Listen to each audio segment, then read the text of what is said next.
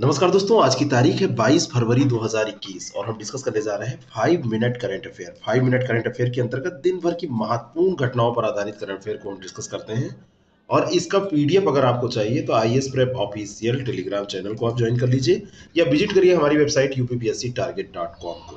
पहली न्यूज है, पुगलूर त्रिशूर परियोजना का संबंध भारत के किस राज्य से है? और ये राज्य है केरल।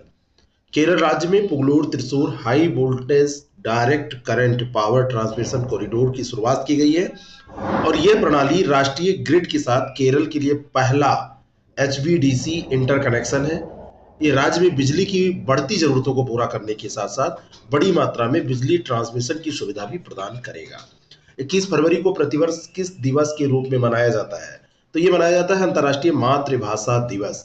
मातृभाषा दिवस, मदर लैंग्वेज डे, भाषा विज्ञान के बारे में जागरूकता, सांस्कृतिक विविधता और बहुभाषावाद को बढ़ावा देना इसका उद्देश्य है। सर्वप्रथम 17 नवंबर 1999 को यह यूनेस्को के द्वारा शुरू किया गया था। बांग्लादेश में 21 फरवरी को बांग्ला भाषा को स्वीकृति प्रदान करने के लिए संघर्ष की वर्षगांठ के रूप में ये मनाया जाता है और ये वहीं की पहल है।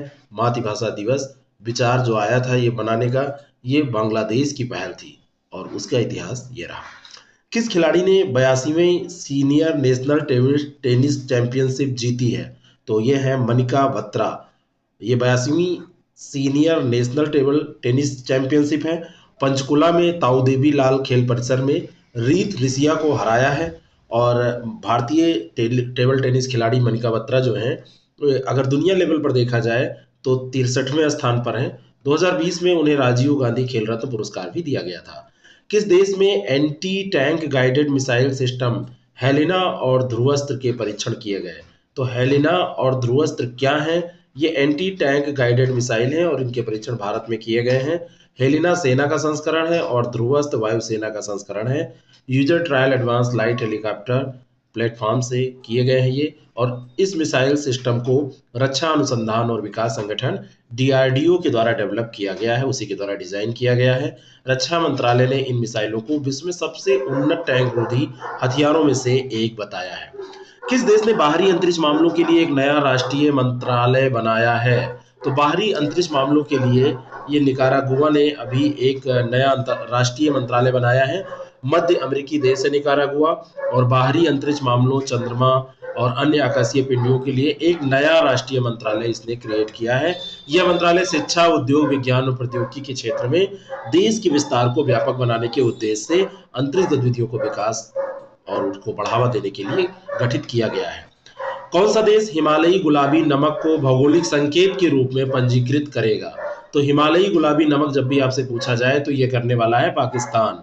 पाकिस्तान ने अन्य देशों द्वारा उत्पादों के अनधिकृत उपयोग पर अंकुश लगाने के लिए हिमालयी गुलाबी नमक को जीआई टैग के रूप में पंजीकृत करने का निर्णय लिया है। ये दुर्लभ नमक पंजाब में साल्ट रेंज से निकलता है। पंजाब जो पाकिस्तान में भी है, वहां की बात हो रही है। और पाकिस्तान के पहाड़ों और झेलम नदी के उत्तर में ये पूरी फैली हुई रेंज है। अंतरिक्ष उद्यमिता और विकास संगठन की जो गठन की पहल किस संगठन के द्वारा की गई है ये बताना है आपको। तो ये सीड इसको बोलते हैं, अंतरिक्ष उद्यमिता और उद्यम विकास। ये इसरो ने किया है। भारतीय अंतरिक्ष अनुसंधान संगठन इसरो के द्वारा अंतरिक्ष उद्यमिता और उद्यम विकास कार्यक्रम का निर्माण करने का निर्णय लिया गया है। के सिवान इसके अध्यक्ष हैं। उन्होंने कहा है कि स्टार्टअप और एमएसएमई को प्रारंभिक चरण का प्रोत्साहन प्रदान करने के लिए ये किया जा रहा है।